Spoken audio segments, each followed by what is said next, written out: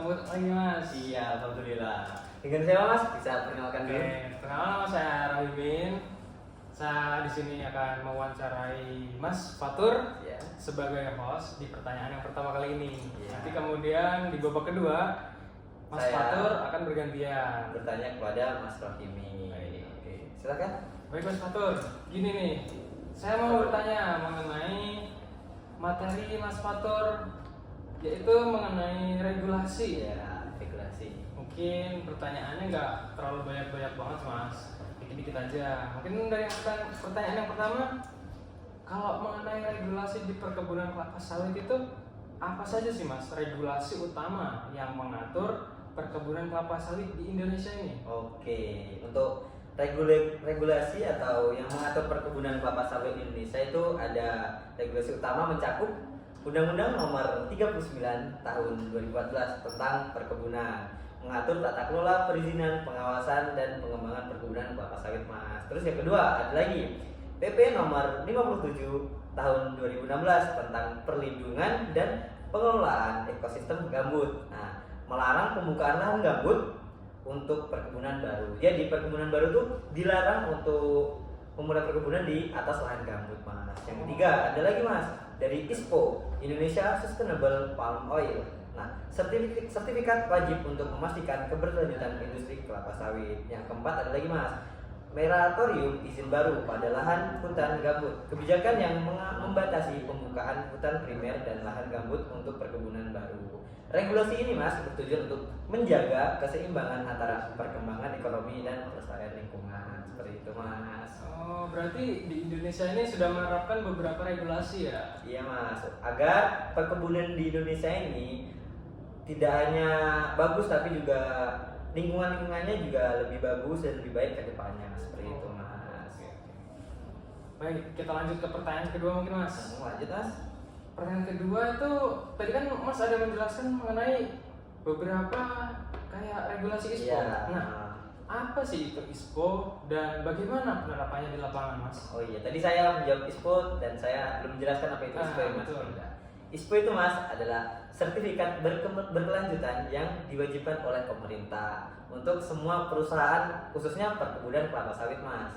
Tujuan utamanya adalah meningkatkan daya saing minyak sawit Indonesia dari pasar global, memastikan praktik yang ramah lingkungan dan kepatuhan pada peraturan nasional. Nah, penerapan ini melibatkan pemenuhan standar tata kelola lahan, tenaga kerja, dan lingkungan. Yang kedua, proses audit oleh lembaga sertifikat independen. Namun, tantangan dalam penerapan ISPO ini di lapangan termasuk kurangnya kesadaran petani kecil, biaya sertifikat yang tinggi, dan pengawasan yang belum optimal Mas. Jadi ISPO ini ibaratnya sudah ada, tapi mungkin ada petani-petani kecil tuh yang masih belum menerima atau karena belum tahu lah, belum dikasih ilmu tentang apa itu ISPO dan seperti itu Mas. Oke. Kita langsung lanjut aja pertanyaan ketiga. Boleh, lanjut Mas. Nah, sebenarnya tadi Mas Ajo membicarakan mengenai larangan membakar pembukaan lahan baru ya Mas? Nah iya. Nah, ini saya mau tanyakan nih, bagaimana sih kebijakan dari pemerintah dalam mencegah pembukaan lahan dengan cara membakar? Gimana itu? Nah, pemerintah ini sudah membuka kebijakan Mas, itu yaitu larangan pembakaran lahan diatur dalam Undang-Undang Nomor 32 Tahun 2009 tentang perlindungan dan pengelolaan lingkungan hidup serta Peraturan Menteri Lingkungan Hidup dan Kehutanan Permen LHK Nomor P10/LHK/Sekjen Kum.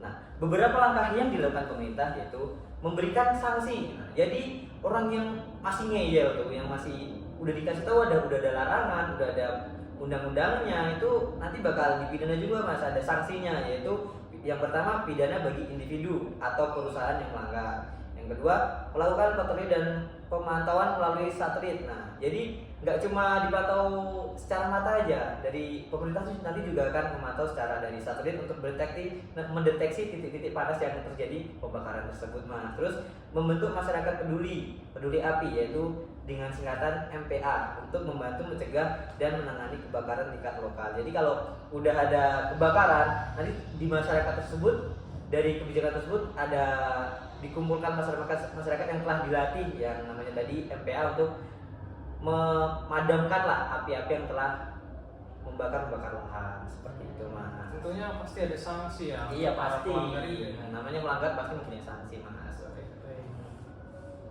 Lanjut, kita ada pertanyaan, masih beberapa pertanyaan lagi mas. Boleh lanjut mas. Seperti ini, apa sih tujuan dari moratorium izin baru untuk perkebunan kelapa sawit itu?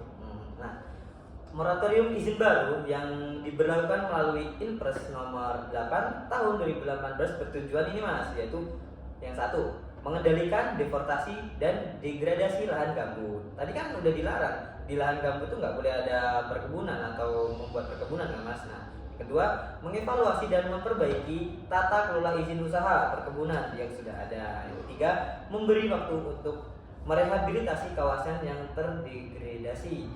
Moratorium ini berlaku pada lahan hutan primer dan gambut, terutama untuk mencegah kerusakan lebih lanjut. Seperti itu mas. Oke. Jadi saya agak sedikit mengerti apa sih arti dari moratorium izin baru. Iya mas, seperti itu. Baik. Kalau begitu, kaitannya bagaimana regulasi terkait kepemilikan lahan dalam industri kelapa sawit itu bagaimana mas? Nah, Kan banyak kontroversi itu ya. Iya, pasti banyak kontroversinya mas. Nah, perusahaan perkebunan kelapa sawit itu diharuskan memiliki hak guna usaha mas, apa biasa disebut dengan HGU, yang diberikan oleh pemerintah untuk jangka waktu tertentu. Kepemilikan lahan juga diatur agar tidak melanggar batas maksimum yang ditentukan dalam Undang-Undang Pokok Agraria Nomor 5 Tahun 1960. Selain itu, perusahaan wajib mengalokasi 20% dari lahan mereka untuk masyarakat dan bentuk kemitraan plasma sesuai Undang-Undang Perkebunan. Yang kedua, proses peroleh lahan harus melibatkan konsultasi dengan masyarakat lokal dan adat, seperti itu. Baik mas. Seperti yang saya tanyakan awal-awal tadi nih mas, mengenai ada regulasi RSPO nih. Ya. Saya masih ada satu penasaran yang belum saya tanyakan. Ya. Jadi apa sih peran sertifikasi RSPO itu dalam mendukung kebijakan regulasi di Indonesia ini mas? Oh, yang tadi kan sekarang RSPO yang tadi kan ISPO mas. ISPO itu untuk perusahaan-perusahaan saja kan. Nah, untuk RSPO ini nih ada panjangannya mas, yaitu Roundable on Sustainable Palm Oil, adalah sertifikat. Kalau RSPO kan nasional, kalau ISPO kan nasional, kalau RSPO ini internasional mas, yang mendukung praktik perkebunan berkelanjutan. Meskipun bersifat sukarela, RSPO melengkapi ISPO dengan memberikan standar global yang lebih ketat. Nah, manfaatnya memastikan bahwa minyak yang diproduksi tidak berkontribusi pada deforestasi atau pelanggaran hak asasi manusia. Yang kedua, membuka akses pasar internasional, terutama di Eropa dan Amerika mas, yang lebih mengutamakan minyak sawit bersertifikat. Yang ketiga, mendorong perusahaan untuk meningkatkan transparansi dan praktik berkelanjutan, seperti itu mas. Oke, berarti lebih ke berkelanjutan ya mas ya? Iya, berkelanjutan ke depannya, seperti itu. Kalau begitu, apa sih langkah pemerintah untuk meningkatkan transparansi tata kelola lahan kelapa sawit tersebut? Untuk transparansi mas. Iya.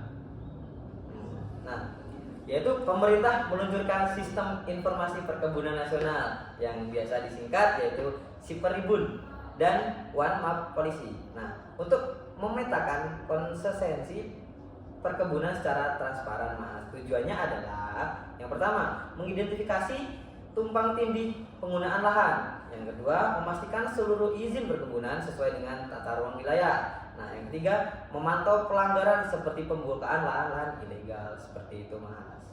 Oke. Mungkin udah banyak nih pengetahuan yang saya tahu. Tapi masih ada satu pertanyaan lagi mas yang Mas. perlu saya pertanyakan lagi mas. Iya. Dari kan kita sebagai masyarakat nih mas, pastinya ada dong pajak. Nah, Ya. bagaimana sih kebijakan pajak dan retribusi mendukung keberlanjutan perkebunan kelapa sawit itu tersendiri mas? Nah, untuk masalah perpajakannya mas. Nah, kebijakan pajak ekspor minyak sawit mentah CPO dan dana penghutan sawit itu mendukung yang pertama mas, program biodiesel yang mengurangi ketergantungan pada lahan bahan bakar fosil dan meningkatkan nilai tambah minyak sawit. Yang kedua, rehabilitasi lahan mas. Sebagian dana digunakan untuk memperbaiki lahan gambut yang terdegradasi tadi mas. Nah, yang ketiga, mendukung kepada petani yang kecil. Nah, melalui dana ini tadi, pemerintah membantu petani kecil mendapatkan akses sertifikasi sertifikat ISPO dan pendampingan teknis seperti itu. Jadi dari pajak sawit itu sendiri juga kembali ke masyarakat. Iya, sendiri. masyarakat kecil juga. Terus agar merubah pemikiran masyarakat kecil yang kayak ini nggak membantu masyarakat kecil itu salah, sebenarnya juga membantu kebijakan untuk masyarakat kecil juga mas, seperti itu. Banyak nih yang udah saya tahu dari pematerian mas yang udah jelaskan tadi nih mas. Ya, tadi kan mas sudah nanya banyak nih. Ya adil lah kalau aku udah nggak nanya. Terus setelah ini boleh kan saya giliran nanya? Bisa. Materi mas kan kemarin telah memberikan materi yaitu isu lingkungan dalam industri perkebunan kelapa sawit. Betul. Nah, banyak nih yang bakal aku tanyain kepada mas Wahid, banyak banget. Salah satunya dari yang pertama mas, yaitu langsung aja. Apa dampak utama industri kelapa sawit terhadap deforestasi? Gitu mas. Oke, kita mau membahas deforestasi itu pasti berhubungan dengan pembukaan hutan. Iya mas, betul sekali. Jadi ekspansi dari perkebunan kelapa sawit itu sering menyebabkan konversi hutan tropis yang awalnya hutan menjadi lahan perkebunan. Iya. Yang mengurangi keragaman hayati itu sendiri mas.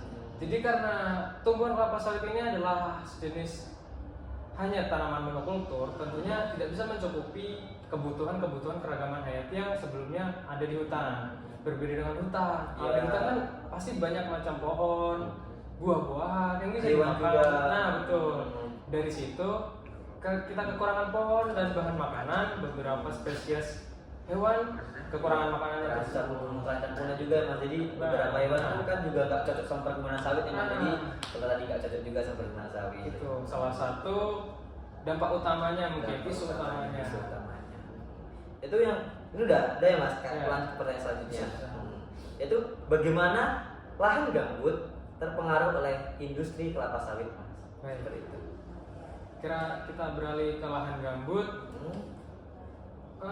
Pengeringan lahan gambut itu untuk perkebunan meningkatkan risiko sebenarnya mas. Seperti kebakaran hutan, Iya. kemudian emisi gas rumah kaca yang seperti yang kita tahu globalisasi semakin meningkat, Iya. itu bisa meningkatkan Jadi- emisi gas rumah kaca itu tersebut mas. Jadi itu berpengaruh banget ya mas kalau perusahaan tuh membangun menumbuhkan sawit di lahan gambut ya mas. Iya benar sekali. Maka dari itu kita juga butuh recovery. Kita juga tidak hanya membuka, kita juga perlu memperbaiki dari perusahaan tersebut. Tidak. Kita lanjut ke pertanyaan selanjutnya ya mas ya. Siap, bisa. Apa hubungan antara kelapa sawit dan perubahan iklim mas? Ini pertanyaannya agak melenceng-melenceng jauh Iya. gitu. Apa kan? Mungkin Dijawab? kalau deforestasi dan pengelolaan gambut tadi kan udah dijawab ya. Iya. Sekarang ke iklim. Untuk kelapa sawit itu menghasilkan emisi karbon yang signifikan mas. Jadi itu tuh berkontribusi pada perubahan iklim global. Oh, jadi langsung ke iklim global Iya. juga ya mas. Berpengaruh besar itu mas. Pengaruh sangat besar. Ini lanjut ke pertanyaan selanjutnya ya mas ya. Iya bisa. Bagaimana industri kelapa sawit memengaruhi keanekaragaman hayati mas? Seperti itu. Baik.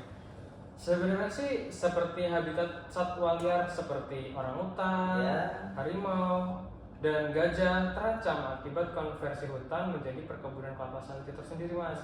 Jika kita membuka lahan perkebunan kelapa sawit itu secara berlebihan, Iya. maka dari itu kita pastinya tentu memiliki regulasi dan peraturan Iya. untuk tidak membuka lahan hutan secara berlebihan untuk dirubah ke perkebunan kelapa sawit itu Iya. sendiri mas. Berarti masih berkaitan dengan pertanyaan sampean ke saya Iya, tadi. tentunya masih berhubungan. Nah, makanya itu diadakan ISPO tadi mas, Betul, ya kan. betul. Terus pertanyaan selanjutnya ya mas ya. Ya. Apa dampak pencemaran? Nah ini pasti ada pencemaran pasti ada lah namanya Ya. sawit. Apa dampak pencemaran air dari perkebunan kelapa sawit mas? Baik, kalau kita membahas tentang pencemaran nih, Ya. tentunya isu lingkungan perkebunan kelapa sawit nih paling banyak di kalangan masyarakat nih tentang pencemaran, Pasti banget mas. terutama limbah pabrik kelapa sawit. Nah, dari limbah tersebut dapat mencemari sungai, sumber air, Ya. mempengaruhi kualitas air bagi masyarakat dan ekosistem lokal. Maka dari itu mungkin itu kita perlu tegaskan lagi seperti yang saya tanyakan ke Mas Fatur tadi. Iya. Kita butuh regulasi kuat di situ. Berarti secara nggak langsung itu pasti namanya perkebunan atau pabrik itu pasti bakal mencemari juga ya Mas. Itu ya sangat berpengaruh Mas. Sudah, kita lanjut ke pertanyaan selanjutnya ya Mas ya. Ya bisa. Bagaimana industri ini mengelola limbah padat dan cair Mas?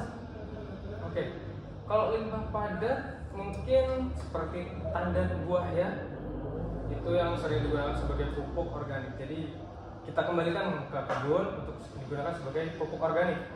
Sedangkan untuk limbah cair dapat diolah kita menjadi energi biogas yang kita kelola lagi nantinya. Jadi bakal dikelola lagi menjadi semua itu pasti dari kelapa sawit itu diolah lagi menjadi produk-produk yang bermanfaat. Mungkin karena waktu yang terbatas ya Mas ya. Ya. Ya, padahal masih pengen lagi Masih berbicara-bicara. banyak informasi yang kita butuhkan.